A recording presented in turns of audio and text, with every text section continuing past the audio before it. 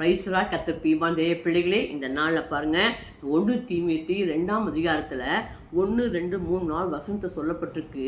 பிரதான புத்தி ஆண்டு நமக்கு பிரதான புத்தி என்ன வேணும் பாருங்கள். பிரதானமான சொல்லுகிற புத்தி என்னவெனில் ஆண்டு நமக்கு பிரதான புத்தி சொல்கிறாங்க. என்ன தெரியுங்களா?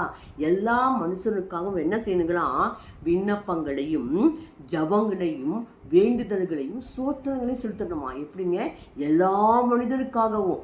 ஏன் அப்படி செய்யணும் அப்படின்னு பார்த்தீங்கன்னா, 2ஆம் வசனத்தில் நாம் எல்லா பக்தியோடும் நல்லொழுக்கத்தோடும் கலகம் இல்லாமல் அமைதியுள்ள ஜீவம் பண்ணும்படிக்கு ராஜாக்களுக்காகவும் அதிகாரிகளுக்காகவும் என்ன பண்ணுங்களா? நம்ம அது அதிகாரிகளுக்காகவும் அப்படி செய்ய வேண்டுமா. ஏன் நம்ம எல்லாருக்காகவும் சோத்திரம் பண்ணணும், வேண்டுதல் பண்ணணும், ஜோம் பண்ணணும், சோத்திரிக்கணும்? ஏன் தெரியுங்கன்னா பாருங்கள், எல்லா பக்தியோடும் கலகம் இல்லாமல் பாருங்கள் நல்ல ஒழுக்கத்தோடும் அந்த ஆட்சி செய்யும்படி. இந்த பாருங்கள், ராஜாக்களும் எப்படி போட்டிருப்பாங்க? அதிகாரியும் போட்டிருக்கு. இப்போ யார் ராஜாக்கள்? எம்எல்ஏ, எம்பி, பிரசிடென்ட்டு, பாருங்கள் சீஃப் மினிஸ்டர், இவங்கெல்லாம் நல்லொழுக்கம் உள்ள கலகம் இல்லாமல் அந்த ஆட்சியை செய்ய முடியும். என்ன செய்யணுமோ அவங்களுக்காக ஜெபிக்கணுமா, வேண்டுதல் செய்யணுமா, விண்ணப்பம் பண்ணணுமா, சோத்தரிக்கணுங்களாம். அதிகாரிகளுக்கு மட்டும் இல்லை, எம்எல்ஏ, எம்பி அவங்களுக்கு மட்டும் இல்லை, எல்லா மனுஷனுக்காகவுமா, உலகத்தில் உள்ள அத்தனை மனுஷனுக்காகவும் சோத்தரிக்கணுங்களாம், விண்ணப்பம் பண்ணிருந்தெல்லாம் வேண்டுதல் செய்யுமா. இது ஆண்டவருடைய பிரதான புத்திமொழி சொல்கிறா நமக்கு. இந்த மாதிரி இந்த நாளில் நீங்கள் எல்லாருமே என் வீடு நான் என் புள்ளன்னு இருக்கவே கூடாது. நம்ம எல்லாம் என்ன பண்ணணும்? எல்லா மனுஷனுக்காகவும் என்ன பண்ணுங்களாம்? சோத்திரம் செய்யுங்களாம். அது மாத்திரம் இல்லை, எல்லா அதிகாரிகளுக்காகவும், எல்லா பாருங்கள் ராஜாக்களுக்காகவும் சொல்லப்பட்டிருக்கு.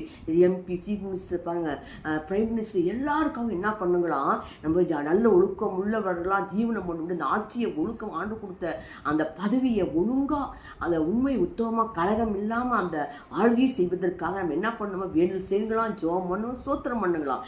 இதுவே 3ஆம் வசனத்தில் நம்முடைய இரட்சகராகி தேவனுக்கு முன்பாக அது எப்படி இருக்குங்களா? நன்மையும் பிரியமா இருக்குங்களாம். அது மாத்திரம் இல்லை, 4ஆம் வசனத்தில் பாருங்க, எல்லா மனுஷரும் ரட்சிக்கப்படவும் பாருங்க சத்தியத்தை அறிகிற அறிவிலை அடையவும் ஆண்டு சித்தமுள்ளவராக இருக்காராம். எதுக்காக எல்லாரும் சோத்திரம் சொல்லி ஜோம் பண்ணும் விண்ணப்படுகின்றார்னா, எல்லாம் நலவிதமாக ஆட்சி செய்து மட்டும் இல்லை, ஆட்சி செய்து மட்டும் இல்லை, எல்லாரும் ரட்சிக்கப்படும் தேவனுடைய சித்தமாக இருக்குதான். அது மாத்திரம் இல்லை, கர்த்தருடைய அறிகிற அறிவில் வளர்கிறவங்களாக இருக்கணுமா. இதற்காக தான் உங்கள் ஜெபம் ரொம்ப வேண்டுதலாக ஆண்டு ரொம்ப தேவையாக இருக்குது. இந்த நாள் ஒவ்வொருவருக்காக ஜெபிக்கிறவங்களாக இருங்க. நமக்கு மட்டும், என் தெருவுக்கு மட்டும், சொந்த வந்தவங்க மட்டும், என் சபைக்கு மட்டும், என் விசுவாசம் மட்டும் கிடையாது.